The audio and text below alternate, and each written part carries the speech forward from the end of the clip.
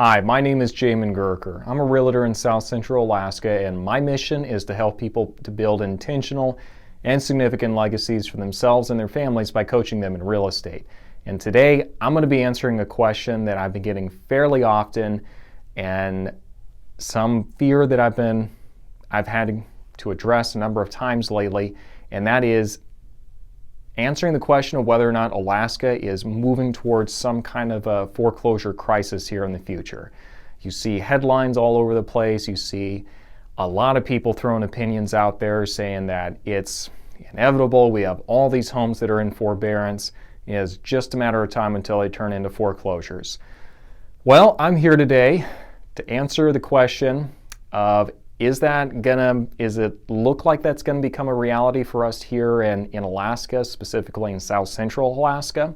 Or is this going to be another big trend that kind of passes us by?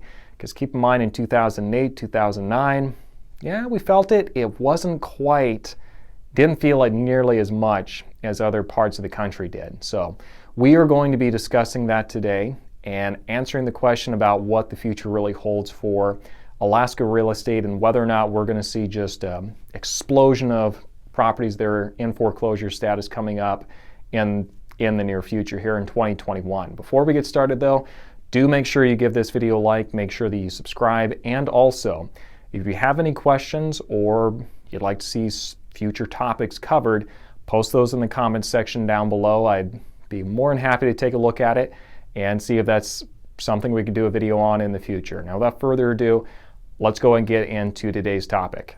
Now the next thing we're going to be checking out is the total number of properties that are seriously delinquent on their mortgages across the country, and then specifically for Alaska. Across the country, we're seeing that's about 904,000 properties are seriously delinquent for 90 days or more at this point.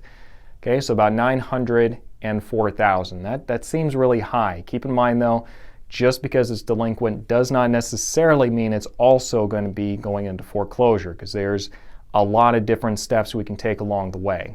And usually in a normal market, we're going to have about 206,000 properties going into foreclosure, and that's just normal. Nobody bats an eye at that. So 904,000 properties across the board, and there are under 1,500 of those are in Alaska. And going by the percentages, we're actually seeing Alaska is about 4% delinquent. Across the country, it's just over 5% is kind of the average at the moment. So across the board, Alaska is actually a little below what the delinquency levels are for the rest of the country. So that's a promising development. But 904,000 across the board, and just under 1,500 for Alaska for the properties that are delinquent. Now the next thing that I would point out from the report is that we're seeing just over 1,000 properties in Alaska are in forbearance. So that should send off some red flags, right? That should be something we're all terrified of. Not necessarily, because being in forbearance again doesn't necessarily lead to being in foreclosure.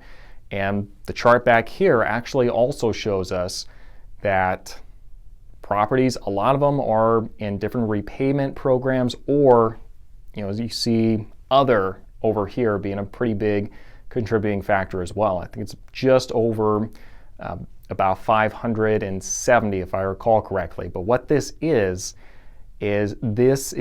different methods that the lender is using to allow the property owner to continue living in the property and paying for it. So they have different programs set up here to help people do that, whether that be in saying, okay, well, we're going to set up a separate loan here to where you can pay for the difference of the time that you're not here, or we can set this up a lot of different ways. We can refinance it as long as you are current on your payments and you've made the past 3. We'll go ahead and refinance it, get you a lower interest rate. So there's a lot of different options flying around up here. That is definitely a part of the equation. But just over 1,000 properties in Alaska specifically that are in forbearance, and also we're seeing that of all the other options people have for working through this without needing to go into foreclosure, it's going to be about 1,640 odd homes. So it's across the entire state. So that's what we're seeing as far as properties that are in forbearance, or how we're handling the delinquency up here in Alaska. A lot of them are in forbearance, and there's a lot of other programs also to help people out during this time. So that's not 100% unexpected. Has this been useful for you so far? I sure hope that it has been. I did learn a lot about kind of the loan programs and the forbearance process by speaking with preferred lender over with First Rate Financial, Barclay, Roeder. If you're looking for a great lender in South Central Alaska, do make sure you reach out to him. A link to his website is going to be right in the description section down below. If you're trying to find out and figure out exactly what's going on in the Alaska economy, do make sure you check out my podcast at Alaska Journey. I'll be discussing that more later and why that's going to be so important for you. But without further ado, let's go and jump back into today's video. Now let's interpret this a little bit more and kind of dive more into the numbers and see what's going on at the local level. What I would say is really it's going to be our equity position that is going to determine whether or not we're going to see a lot of properties just flooding the market in the way of foreclosures. And honestly, I'm just not seeing it. And the reason for that is that Alaska, and kind of the South Central Alaska specifically, has actually a pretty high equity position in most of our homes over here. So let's say that you have a property and you lost your job, you can't keep up with the payments, you have good equity, you can still sell it. Okay, you can still sell it and be okay and not run into any kind of a foreclosure situation. If you don't have a good equity position, then at that point, yeah, that's going to be tough. And at that point, we just do the best we can, see if we can do a short sale or any other options to get you out from under that. But if you have a good equity position, that actually gives you a ton of flexibility in what you can do. And that's exactly what we have here in South Central Alaska. So let's take a look at some of those numbers. Now what this chart shows us is it really does show us that Anchorage has a pretty good equity position in a lot of its properties. Because keep in mind, if you have under $10,000 in equity, you might be in a bit of a red zone when you're looking at suddenly having to turn around and sell it if you have some kind of an issue like losing a job. That could be a problem because it actually costs money to sell a property, okay? But let's look at how many properties are actually in kind of that red zone. In Anchorage specifically, 773 homes. 773. That's considering also that this past year we sold 3,200 properties. So even with people just stepping into the property, the first time, we're seeing they're actually having a pretty decent equity position. So not great. Obviously, we want to get them more if we possibly can, but what we're seeing is that equity is definitely a strong point for the municipality of Anchorage. So that's definitely a strong point going for us. One other thing I would point out about this chart is you see right here that it starts at about that 773. Well, guess what? Once we start moving up the chart, and you can see it at the bottom there, just how much that is in equity, it actually continues to just go up and up and up on how many people actually own that much equity in this area.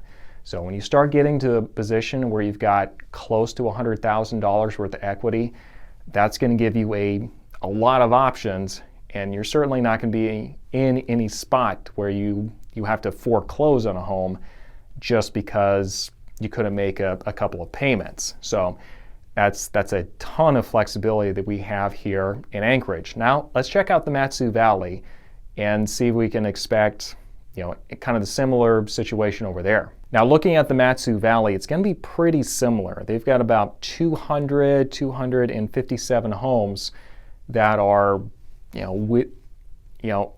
at or below $10,000 worth of equity. So not a great place to be, but they sold over 21 homes this past summer, and only 257 of those are beneath that $10,000 worth of equity. So that's that's good. That just means that we're being very smart with how we're using loans these days, and we're requiring bigger down payments and more standards. So even if something went completely sideways and a lot of people had to sell all of a sudden, it wouldn't necessarily, it would hurt. It'd lose money for sure, but it wouldn't necessarily be the doom and gloom that everyone's forecasting here. Looking at this over here, we do see that, like Anchorage, it does go up here also. For the number, more and more people have a higher equity place than people that don't. So that's really favorable, and it is really indicative of the people that are living here in Alaska. We've got good equity, and that's why if there's any huge shift in the market, we can usually weather it fairly well without having a huge surge in inventory, as long as there's not something systemically wrong, which we'll get to that in a minute. Okay, let's unpack some of this now. So let's assume, just for the sake of assuming, that every property that is delinquent or is in forbearance also has a low equity spot on their home. Highly unlikely, but let's just assume that for the sake of assuming. If that did happen, then potentially we could see a real issue with that and see a flux of properties going into foreclosures or short sales. But realistically, that's just not very realistic, because even if all of them went on at the same time and they're at that same equity spot, it just wouldn't be enough to flood the market, especially because most people are going to prefer to stagger it a little bit, and some people, they're not all just going to hit the market at the same time, is what I'm saying. So that's number one. Number two is, even for the properties that are in forbearance, and there are a lot of the vast majority of the properties that are delinquent are in a forbearance status, but some of those people, a good portion of them, are in forbearance, not really because they need to, but just because they saw it was out there, saw it was an option, and decided, what the heck, we'll just give it a shot. So that's actually something we are seeing across the country, and I have talked with a number of homeowners here that actually did the exact same thing. So just because we have a high number of properties in forbearance doesn't necessarily mean that those people are in any kind of serious trouble. So we're making a lot of assumptions here to make the jump to say that we're in big trouble. But also keep in mind, Alaska has a lower rate of delinquency than the rest of the country. The other parts of the country, I can't speak for them. They might be in trouble. Just what I'm seeing here in front of me, I'm not entirely sure that's what the data is telling me. So in the grand summary, where does this all leave us kind of going forward? Well, number one, if there is a spike of inventory in the South Central Alaska area, it is probably not going to be in foreclosures.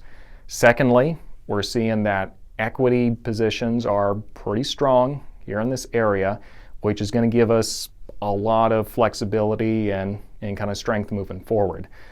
Number three, lenders are highly motivated to work with homeowners to make sure that they're not kicked out. They are very much making sure that they are not going to repeat 2008, 2009. So that's good. All the stuff, all the plans I was talking about with forbearance and the programs, they might be able to just have a separate loan for the amount they couldn't pay. There's all sorts of payment programs that are available, and lenders are being very flexible to make sure that we help people out here. The other thing I would point out is this isn't a systemic breakdown of like what we had back in 2008, 2009. That was a breakdown because, well, a number of reasons. Number one, the properties weren't worth what people were actually paying for, but also there was just lower lending standards back at the time. They've really tightened down all of that stuff since then, so we aren't seeing the same dynamics we had on the market as we did back then. So if we do see a flood of inventory, it's very likely not going to be foreclosures. So if you're kind of just on the fence or in the wings, just chomping at the bit, ready to go jump into this huge foreclosure market that's supposed to just show up for you. I wouldn't waste my time, honestly. I personally am looking for investment properties right now because I know the big money to be saved at the moment is going to be to find a good property, number one, but find a good property while we still have really good interest rates, because that continues to drive the demand up. Okay? So I sure hope this has been useful for you. The biggest thing I can say moving forward is that unemployment and what the economy is going to be doing in Alaska in 2021 is going to be the big unknown really at this point. Just looking at the market, I have a pretty good feel for how we're doing. I can't predict what's going on in the unemployment and the rest of the economy, which is the environment and the ecosystem in which real estate exists. So to answer that question, I am actually going to be interviewing a state economist in a couple weeks here, about mid-January, talking about what 2021 holds for Alaska, and that'll be on my podcast, Alaska Journey. Details for that is going to be in the description section down below, so do make sure you tune in for that. And I am looking forward just as much as you are on getting some answers on that and hearing from the people that do this for a living what their perspective is moving forward for the unemployment and just the economy as a whole. So I sure hope this has been useful for you. If it has, give this video a like. If you have any other questions or topics you would like to see covered, do make sure you post those in the comments section down below. If you'd like to get in contact with me directly, do that through my Facebook page. Details for that is going to be in the description section down below, but you just click that link and reach out to me. And if you're ready to start looking for homes in the Alaska area, click the little link right above. If you're ready to check out and see what Alaska looks like from behind the scenes, check out my Instagram page. So, thank you for tuning in, and we'll see you next time.